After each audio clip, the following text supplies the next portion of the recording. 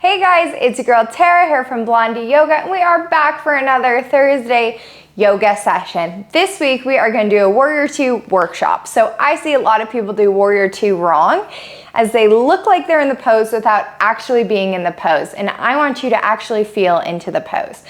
So a lot of things that I see go wrong happens with a weak core. So a lot of the tipping back, and then a lot of weak glutes and weak quads due to that weak core, and that leads to hip flexor pain and lower back pain. So we are going to do it properly, and I'm going to show you what I mean when I focus on your core. So in yoga, it's called Uddiyana Bandha, core lock. So what do I mean when I say that? So from here, a lot of people kind of tip forward. From here, you're going to tuck your pelvis underneath you. So you're tucking your pelvis underneath you, and you're bringing your rib cage down towards your pelvis and pulling the belly button to the back of the spine. That's your core lock right there. So coming onto your mat, let's do it together and let's breathe through it. So from a tabletop position, I'm gonna tuck my pelvis underneath me, scooping my hips into a bowl, bringing my rib cage down towards my pelvis, pulling that belly button into the back of the spine. From here, I'm gonna keep that core engagement through a breath. So exhale out of your mouth, inhale through your nose, exhale, release. So now you know how to breathe through it, and you know what I mean when I say engage your Uddiyana Bandha or your core lock, or even pull that belly button to the back of the spine.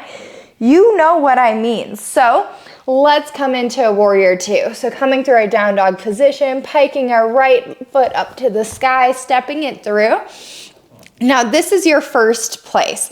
So making sure if you take your fingertips off the mat, you're on more of a railroad track and less of a tightrope here. And you can check your balance here. If I'm on a tightrope, I'm out of balance.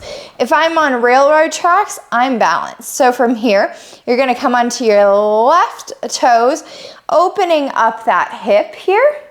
And then see, I already took this too narrow, so I'm gonna walk my foot out a little bit so that I can press that knee over that ankle and keep it in line here. The back foot is parallel with the mat here. You're making sure you can see your right big toe, so your knee is not swelling in, but pressing out to engage that inner thigh here. Now the most important thing, and this is where I think people look into it, but don't feel into it and have that weak core. So I look like I'm into it, but I'm gonna tuck that pelvis underneath us, engaging that glutes here, saying hello to that peach, pulling our rib cage down towards our pelvis and our belly button to the back of the spine here. This is what it feels like. And then I like to usually press into this by bending into my right knee, my front knee just a little bit more. And bringing our fingers, our middle fingers to touch in front of our heart, and melting down our shoulders away from us as we extend our arms into a T, and making sure to extend with intention. So we're not just gonna hold the arms here, we're keeping intention here, maybe even flipping the front palms to bring that tricep up to the bone here, and then pressing down as if you're on springs. So this is the front side. I'm gonna show you the back side.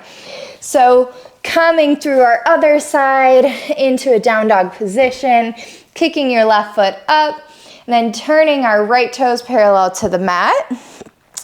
Making sure, I like to always walk my foot forward so I could really get into this pose.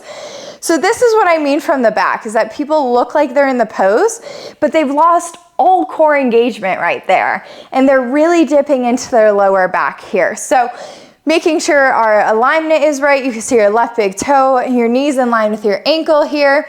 And then your back foot is parallel to the mat. And here's what I mean when I say engage your Uddiyana Bandha. So I'm gonna tuck the pelvis underneath me. And as soon as I do that, you can see my glutes lift up and engage here.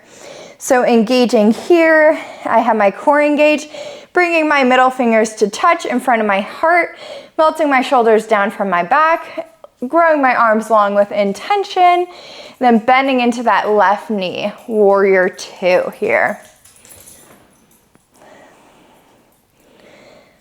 And then slowly, either reversing your left arm palm, tilting back, reverse warrior, windmilling down, maybe taking your flow.